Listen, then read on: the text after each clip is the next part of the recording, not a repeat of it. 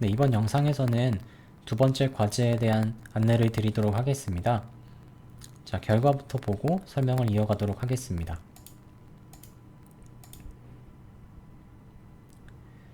네, 맨 처음에 하나의 파트가 나타나고요. 약간 시간이 지난 후에 똑같은 파트가 바로 그 위에 복사되는 걸 볼 수 있습니다. 우리가 이번 과제에서 해보고자 하는 건 이렇게 똑같은 파트가 두 개 복사하는 걸 하려고 하는데요. 이렇게 만들기 위해서 우리가 알아야 될 게 두 가지 정도 있습니다. 자, 우선은 스크립트 상에서 이 파트의 위치를 이동시키는 방법을 알아야 되는데요.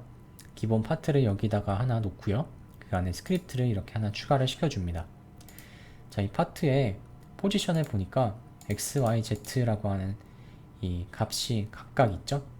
x가 마이너스 36 이렇게 들어가 있는데 스크립트를 통해서 우리가 이 x 좌표 값에 5를 더한 만큼 얘를 이동을 시켜 보겠습니다. 그러면 스크립트를 실행한 후에는 이 파트의 x 값이 마이너스 31이 되어 있겠죠. 자, 스크립트를 추가했으면 그 안에 이런 식의 코드를 짜주면 되는데요. 자, 우선 이 스크립트에서 이 파트에 접근을 해야겠죠. 왜냐면 이 파트의 포지션을 이용해서 이동을 시킬 거니까요. 그래서 스크립트에 보면 페어런트가 파트라고 되어 있으니 script.parent라고 하는 의미는 이 파트를 의미합니다. 그래서 이 파트가 p라고 하는 변수에 저장이 되어 있고요.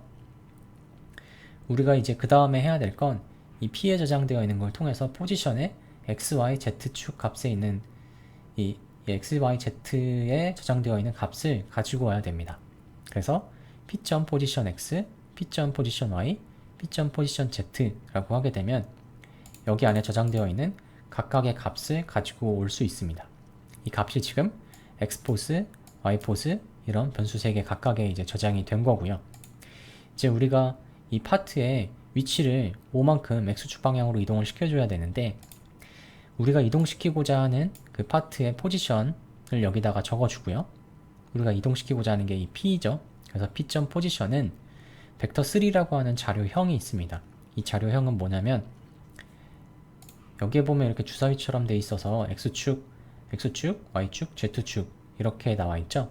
방향을 의미를 하는데 이 벡터3에서는 각 축에 대한 좌표값을 저장할 수 있는 그런 자료형입니다. 로블록스에서 만들어 놓은 자료형이고요.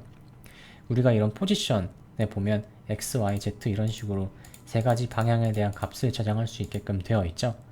이런 변수에 저장을 할 때에는 이 벡터3라고 하는 자료형을 이용을 해줘야 되고요.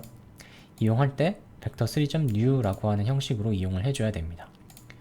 기존의 x포즈에 이 파트가 원래 위치하고 있던 x 좌표 값이 저장이 되어 있기 때문에 우리가 원하는 값인 5를 더해서 얘를 실행시켰을 때 마이너스 31의 위치로 이동을 시켜줘야겠죠. 그러려면 이렇게 여기서 연산을 시켜주고 나머지 두 축에 대해서는 우리가 이동시키고자 하는 게 없으니까 원래 있던 위치값을 그대로 여기다가 적어주면 됩니다. 자, 이 상태에서 한번 실행을 시켜보겠습니다. 자, 실행을 시켰더니 자, 눈으로는 여기 있던 파트가 여기로 이동하는 걸 볼 수 있었고요. 자, 실제로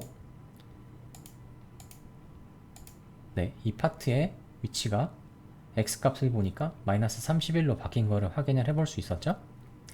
자, 그래서 스크립트 상에서 이 파트의 위치를 옮기고자 할 때에는 이런 식으로 vector3라고 하는 자료형을 이용해서 포지션 값에 대입을 시켜주면 된다 라는 원리를 좀 잘 이해해주면 좋겠고요. x축 방향으로 이동을 시킬 때에는 여기에 연산이 들어갈 거고요. 뭐 내가 높이에 대한 이동을 시켜줄 거면 y축 좌표에 대한 연산이 들어가면 되겠죠.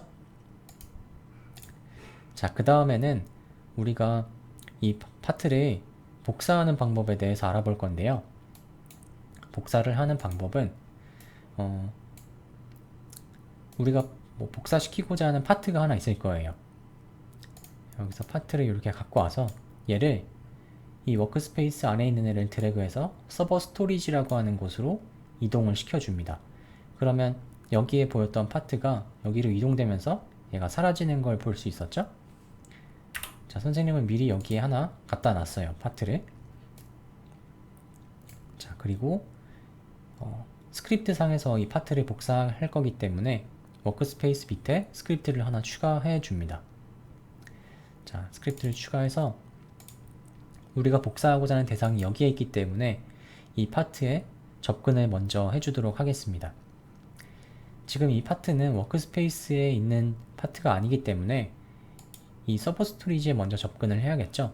그래서 워크스페이스나 서버 스토리지를 접근할 수 있는 키워드가 하나 있는데 게임이라고 하는 키워드가 있습니다.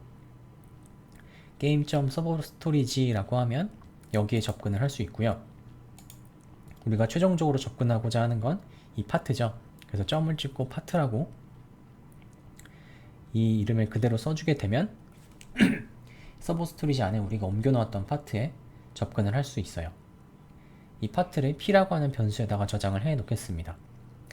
자, 그 다음에 실제로 복사를 진행을 할 건데요. 스크립트 상에서 복사를 할 때에는 이 p하고 콜론을 찍고 클론이라고 하는 함수를 쓰면요.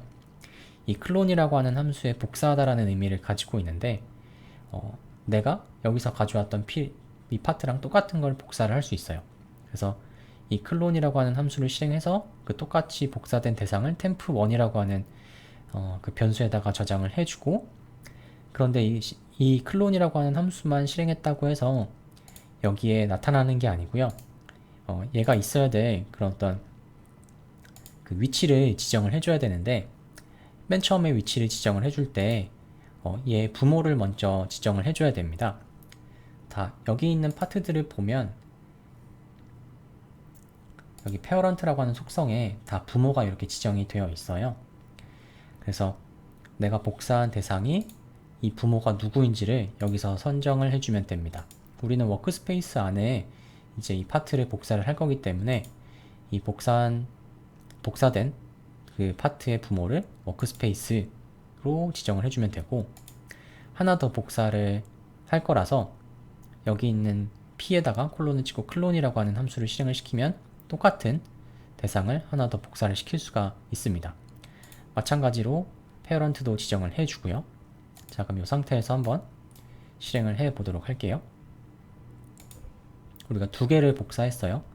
자, 그랬더니 여기에 파트가 딱 하나만 있는 것처럼 보이네요. 자, 그래서 여기 익스플로어에서 이렇게 파트가 있는데 여기는 파트를 찍고요. 무브를 통해서 한번 옮겨 보도록 하겠습니다. 자, 옮겼더니 여기에 하나 더 있네요. 우리가 복사했던 파트가 이렇게 보이는 걸 확인을 할 수가 있었습니다. 포지션을 따로 지정을 하지 않았기 때문에 복사했던 그 파트가 똑같은 위치에 이렇게 복사가 됐고요. 자, 우리가 이제 과제에서 해야 될 부분이 이렇게 두 개의 파트를 복사를 하는데, 여기에서 실행했던 것처럼 두 개의 파트를 복사하는데 약간의 시간차를 두고 하나가 여기서 복사가 되고 그 다음에 복사되는 애가 그 위에 복사될 수 있도록 스크립트를 작성해 주시면 됩니다. 이게 두 번째 과제입니다.